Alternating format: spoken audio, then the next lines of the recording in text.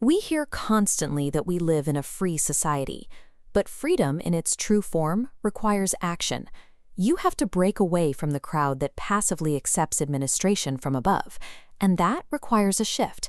You have to move from being an isolated, passive resident to becoming an active participant in a collective, standing on the actual physical land and soil of your state. Think of it like a contract that gives you the right to pick blueberries on a neighbor's farm. That right is meaningless if you don't actually hike up the hill, reach out, and pick the berries. Self-governance works exactly the same way. When you step up to build an actual, lawful government, the objectives are concrete. The goal is to protect people and their private property, and to maintain shared resources like roads, ports, and schools. Achieving that level of protection means you cannot rely on top-down decrees. You have to execute a complete architectural rebuild of government from the bottom up, beginning on the exact square foot of earth where you stand. In the American system, the fundamental political unit is the county. It is the supreme political jurisdiction. A true county has physical, surveyed borders drawn across the earth. Contrast that with the districts used by municipal and federal corporations, which are entirely abstract, corporate jurisdictions layered over the top. This design comes from the English legal model. This document, the Magna Carta, established the inherited roots of local home rule. The strategy was to place the most empowered and consequential offices closest to home, where the people actually live. Think of the earth as an apple. The county jurisdiction is its skin. It is the surface layer, the physical land and soil. Public offices and elections only hold legitimate authority when directly tethered to this well-defined layer of physical dirt and rock. Because that power is anchored in the physical soil, a local county inherently outranks abstract, incorporated federal districts when dealing with the matters of your daily life. To form a functioning community body, you need eligible members. That means free men and women, above the age of 21, living permanently within those specific county borders. Becoming part of this body requires you to claim your birthright political status. You transition from a federal dual citizen into an American state national. Once assembled, the community operates on strict rules. As this document outlines, the absolute core mandates are to keep the public peace and do no harm to others. You also have to take on the role of the autodidact, the self-teacher. You must take personal responsibility for learning the specific legislative definitions and local laws that govern your area. Individuals transform a geographic location into a sovereign body by actively claiming their status and accepting the burden of local organization. To make a local assembly fully operational and self-sustaining, it requires a specific structural architecture known as the 4 pillars.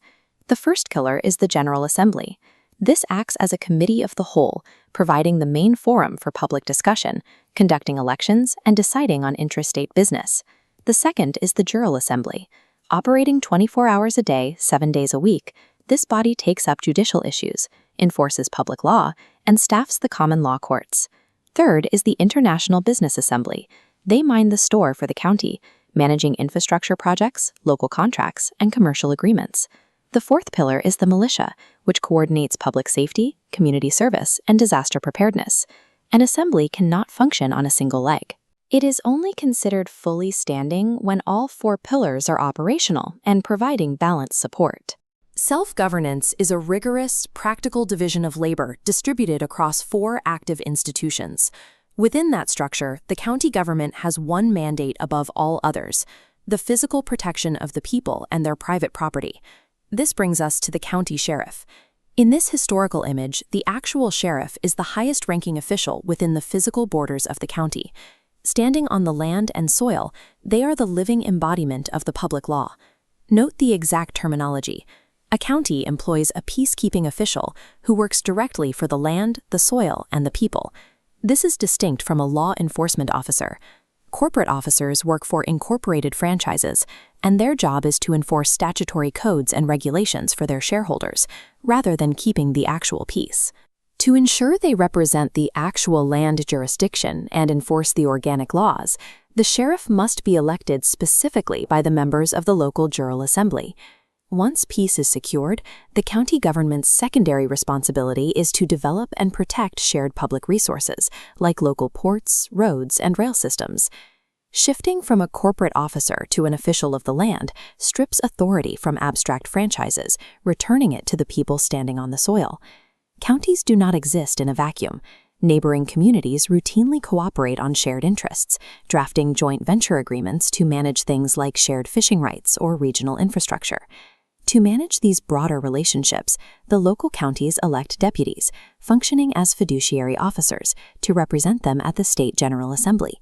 This establishes a strict jurisdictional boundary. The county focuses entirely inward on local daily life, while the state-level umbrella handles international and interstate issues.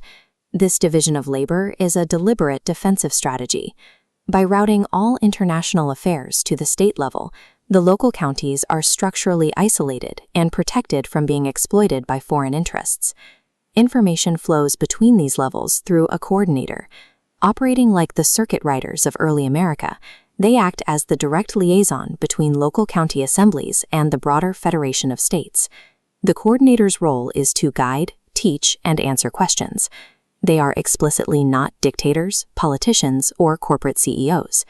By maintaining strict local boundaries, counties shield their assets from outside control, deputizing liaisons only to ensure their voices are heard when the state conducts business on the international stage. Writing declarations and correcting your political status are only the first steps. A lawful government proves its existence through physical action in the community. This means organizing tangible resources. The local assembly must build physical infrastructure to handle emergencies and ensure public safety. The militia coordinates these community efforts, setting up local seed banks, establishing secure community food storage, and organizing natural healing centers. By tackling universal, everyday issues that affect everyone in the area, the assembly builds credibility. It proves its value to neighbors and galvanizes the wider public to participate. Working together on concrete local projects dispels the fear of the unknown and proves the legitimacy of the assembly to the entire county.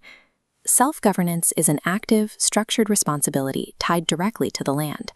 It requires individuals to educate themselves, to construct the 4 pillars of their local assembly, and use those institutions to manage the daily needs of their communities.